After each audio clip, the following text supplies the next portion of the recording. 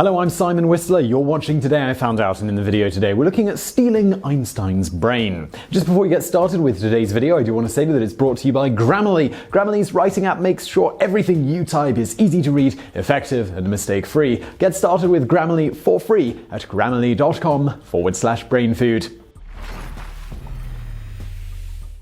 On April 17, 1955, one of the greatest scientists of his generation checked himself into Princeton Hospital due to chest pains. By early the next morning, Albert Einstein had died from abdominal aortic aneurysm. This is the rupture of the aorta, the heart vessel that's the body's main supplier of blood. But while word was still getting out of the world that Einstein had passed away at the age of 76, something rather disturbing was happening at the hospital. Einstein's brain, it was being stolen. And that's just the beginning of our story. Dr. Thomas Stolz Harvey was the pathologist on call during the early morning hours of the 18th and was the doctor assigned to attend to Dr. Einstein. 7 hours after the great scientist's death at 1 a.m., Harvey began the autopsy that he claimed he was given permission to do. After determining the cause of death, Harvey went about removing, measuring, and weighing Einstein's brain. Harvey later would say that he knew we had permission to do an autopsy, and I assumed that we were going to study the brain. To this day, no paperwork nor permission prior to the autopsy has ever been found. After all the calculations had been done, Dr. Harvey injected and immersed the brain in formaldehyde. After he was done with that, he took Einstein's eyeballs out, which were later given to Einstein's eye doctor, Henry Adams. Rumors still exist that to this day these eyeballs are in a safe deposit box somewhere in New York City. Finally, he gave the rest of the body back in order for it to be cremated.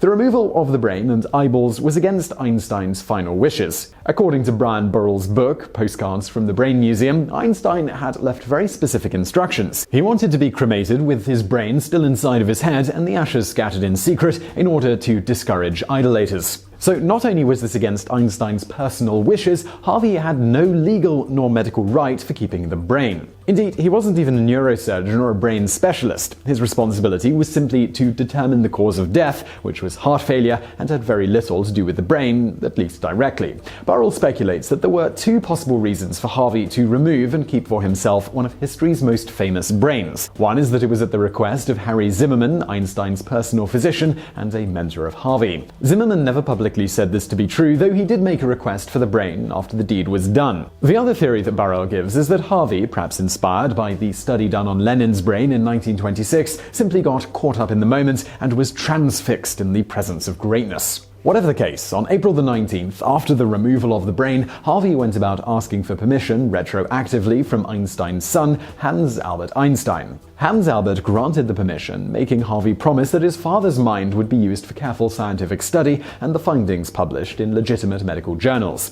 When the New York Times printed Einstein's obituary on April the 20th, it said that Dr. Harvey performed the autopsy with the permission of the scientist's son, with another headline that same day proclaiming "Son asked study of Einstein's brain." The article makes no mention that this permission was actually given after the fact. When word got out that Harvey had the brain, requests came flooding in from across the world from others who wanted to see and study it. As mentioned, one request came from Dr. Harry Zimmerman in New York, whom Harvey promised would get the first chance to study it. Zimmerman and his hospital in New York prepared for Harvey and the brain, but it never showed up. A short time later, it was announced by Princeton Hospital that the brain would stay in New Jersey. A headline in the Washington Post read, "Snarl develops over which hospital will conduct Einstein brain study," while another newspaper went with "Hospitals tiff over brain of Einstein." The controversy over the ownership of Einstein's brain had become a bit of a circus, but it was about to get even more bizarre. Technically, Princeton Hospital never really had possession of the brain, but Dr. Harvey did.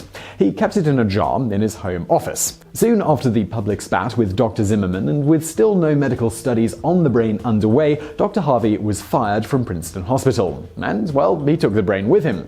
Harvey went to the University of Pennsylvania and, with the help of a technician, cut the brain into 1,000 slices and 240 blocks, putting them into squares of celluloid. He finally gave some of the pieces to Dr. Zimmerman and kept the remainder of Einstein's brain in 2 formalin-filled glass jars for himself.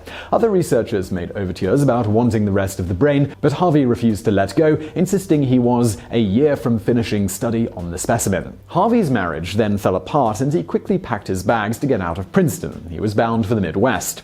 Before he could leave, his ex-wife threatened to dispose of the brain. Of course, Harvey didn't let this happen and he took it with him as he made his way to Wichita, Kansas, Kansas, where he worked as a medical supervisor in a biological testing lab.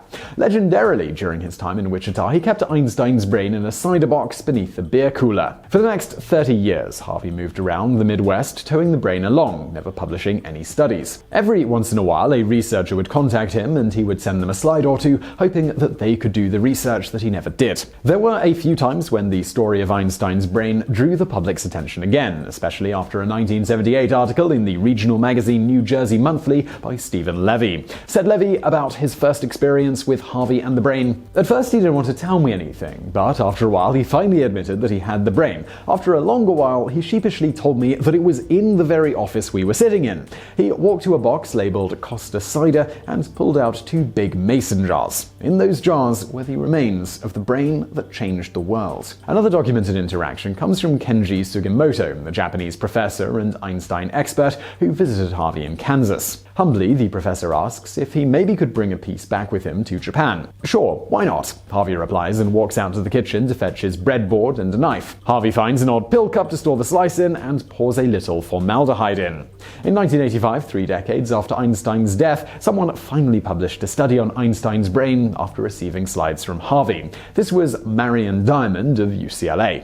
Published in Experimental Neurology, her study was admittedly far from conclusive, but it did speculate that Einstein's brain had more glial cells for every neuron than a normal brain. This could mean that his cells had a greater metabolic need, meaning more energy was used and needed, which it was speculated could also mean an increase in certain types of conceptual and thinking skills. While recent research may have debunked this idea, there were finally studies about Einstein's stolen brain published in legitimate medical journals. Yet, well, this still isn't the end of our story. In 1988, Thomas Harvey had his medical license revoked when he failed a 3-day competency exam in Missouri. A few years later, he returned to Princeton only to be convinced by writer Michael Paterniti to go meet Einstein's granddaughter in California. Of course, he was required to bring the brain. In Paterniti's book, Driving Mr. Albert, it describes, with the jars of brain in a duffel bag in the trunk of Harvey's Buick Skylark, their drive to sunny California. They did indeed meet Evelyn Einstein in Berkeley, where Harvey forgot the brain at her house when he left. She returned it to him, not wanting anything to do with it.